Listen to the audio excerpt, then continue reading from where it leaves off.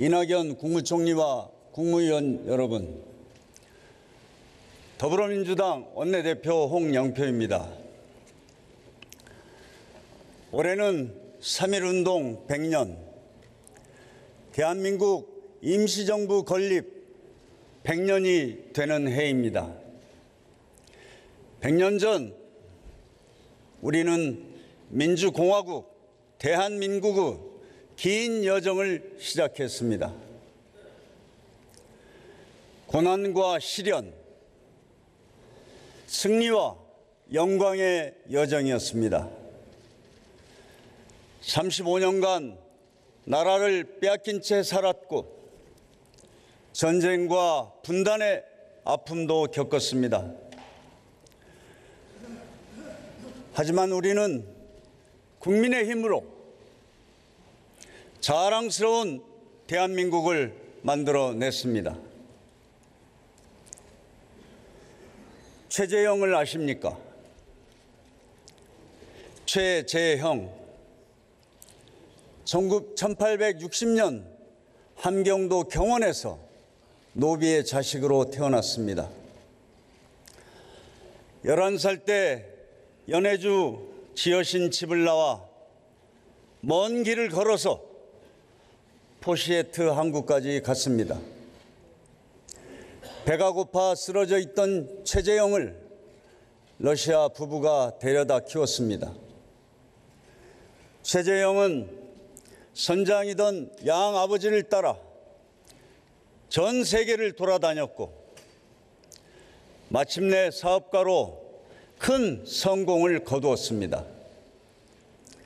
그는 힘들게 모은 재산을 독립운동을 위해 아낌없이 내놓았습니다.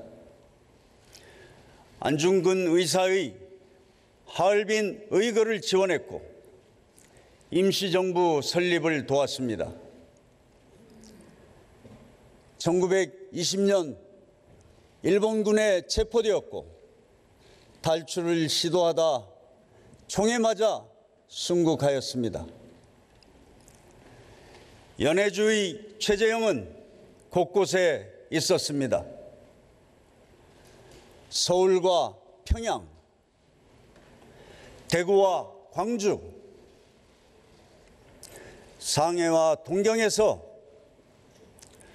나라를 위해 묵묵히 헌신한 민초들이 있었기에 우리는 해방의 감격을 누릴 수 있었습니다. 그때 우리는 하나였습니다. 전쟁의 폐허 속에서 나라를 재건한 것도 우리 국민이었습니다. 가장 가난했던 나라를 세계 11위의 경제 강국으로 올려놓았습니다. 지난해에는 전 세계에서 7번째로 국민소득 3만 달러, 인구 5천만 명이 넘는 국가, 이른바 3050 클럽에 합류했습니다. 이러한 산업화의 기적은 국민들의 피와 땀으로 이루어졌습니다. 우리 국민은 세계사에 유례없는 민주주의 역사도 만들었습니다. 민주주의가 위협받을 때마다 함께 떨쳐 일어섰습니다. 3.1운동의 정신은 4.19 혁명을 거쳐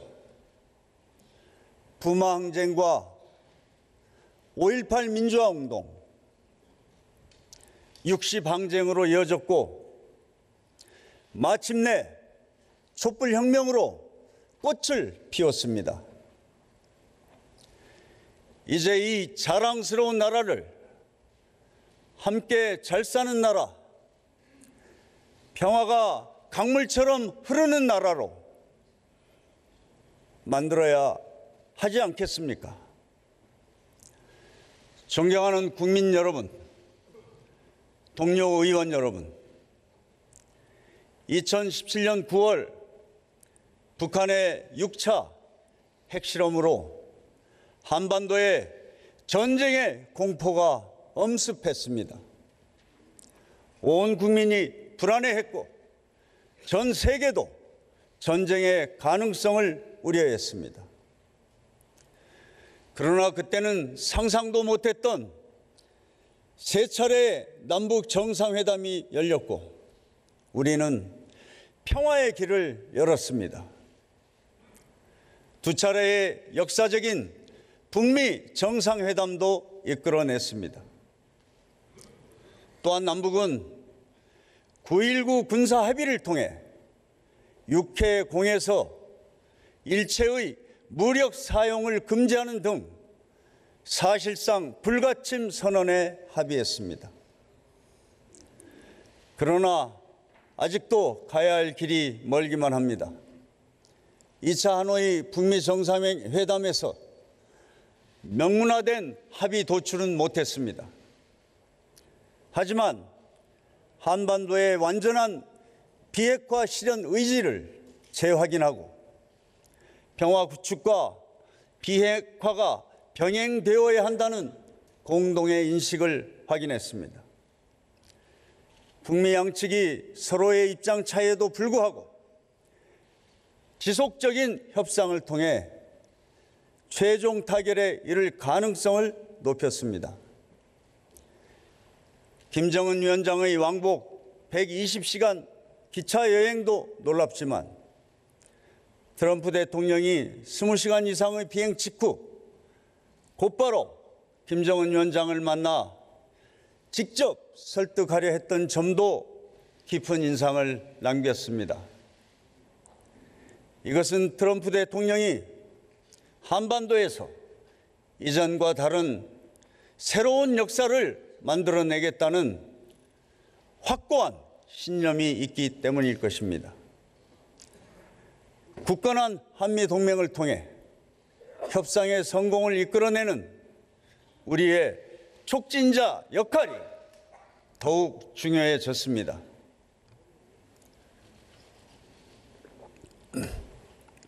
우리는 한반도 평화 프로세스의 핵심 당사자입니다. 지금까지 한반도 평화를 위한 과정은 남북미 정상 간 대화 중심으로 진행되어 왔습니다.